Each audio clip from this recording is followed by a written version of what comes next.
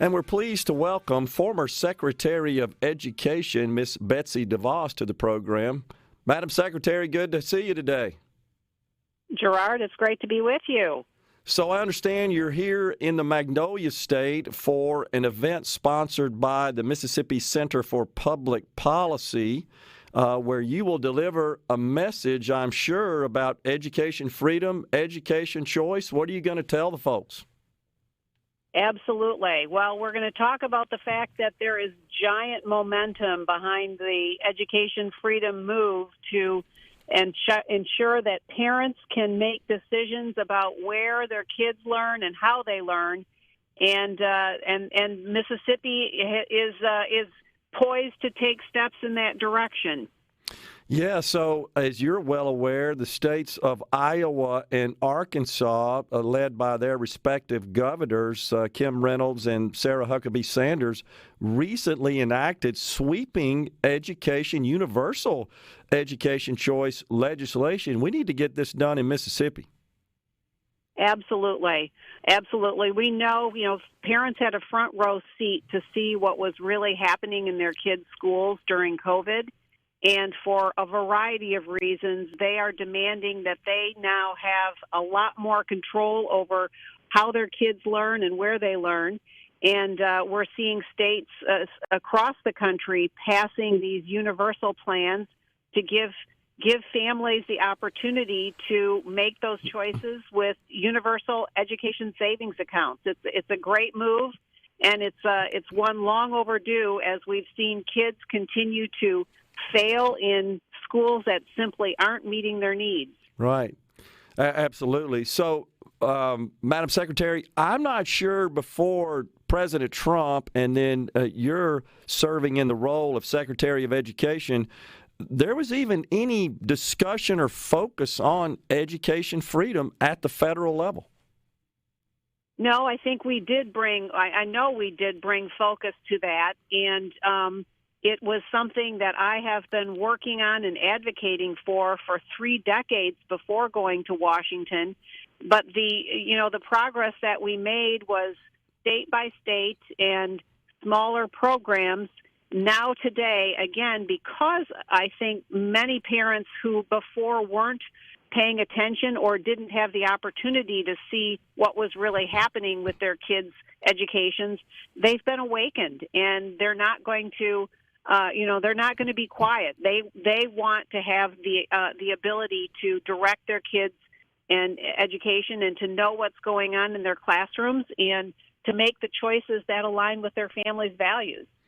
It seems like that just the concept of education freedom, education choice, and just the mere involvement of parents in the education setting for their children, it's like kryptonite to the teachers' unions and to many of the left-leaning states and school districts. Why do you think that is? Why do they oppose it so feverishly?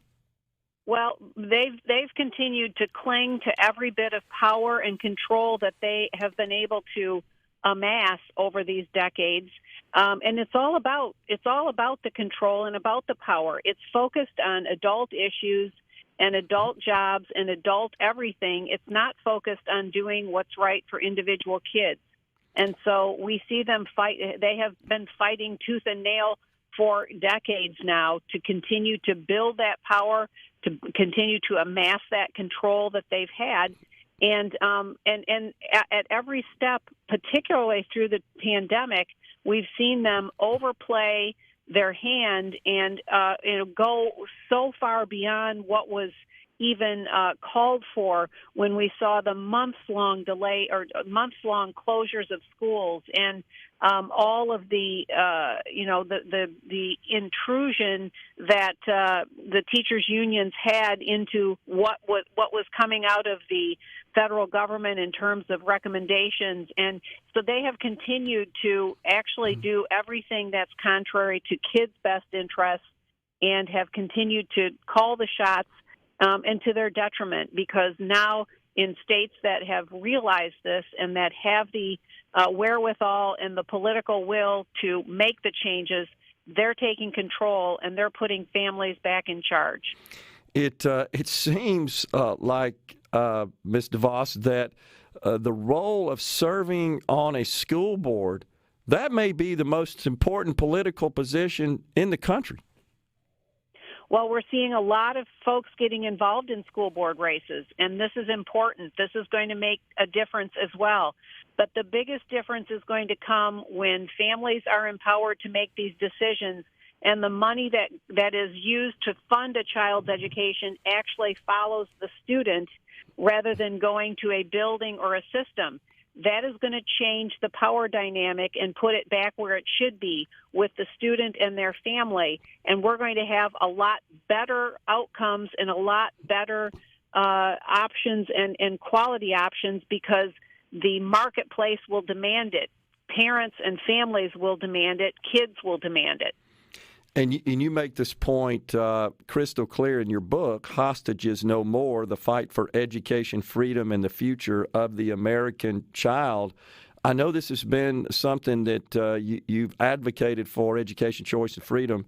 It seems like your entire professional career. What's the main message in the book? Well, Gerard, this is a playbook for parents and policymakers to really use and see what we can do to change the dynamic and to change the quality of education for a kid's K-12 experience. And it really does lay out a vision for where we need to go based on many stories of places and individual buildings and groups of people who are getting it right for kids.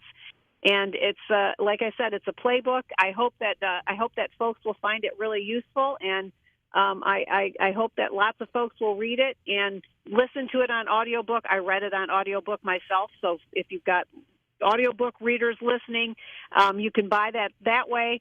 But it really does lay out where we have been and where we need to go for kids' K-12 experiences. Are you concerned, Ms. DeVos, about this injection of so many social issues such as CRT and radical gender ideology in the schools? Is this disrupting and interfering with the education that we should be providing to our students? Yes, absolutely. And those are, some of the many things that have really raised parents' attention around this. This is exactly why giving education freedom to all families will ultimately be the best way to combat these things, to change the direction, because schools are not going to continue to do things antithetical to what families and parents want when they have competitors who will happily take that child and happily educate them around things that they need to know for the future, not a social engineering agenda. Right. And we're seeing what seems to me to be a bit of selfishness out in Los Angeles, the second largest school district in the country. Your thoughts about that? No, absolutely. It is just inconceivable to me that this particular city's teachers union is again striking. The kids who are there in Los Angeles are the ones getting hurt. Meanwhile, they were closed the longest of any school district in the country during COVID. They demanded the most in all kinds of, they demanded concessions to go back to school. And now they're out again. It's just inconceivable to me that this continues to happen in a country like America. It is another example of why parents are not going to sit by and let this happen any longer. I hope that the parents in California will rise up, no matter what party they're in, and say, enough of this. We need to control our kids' education. It's beginning to transcend the party lines, is it not? Parents are starting to behave like parents and not just partisans.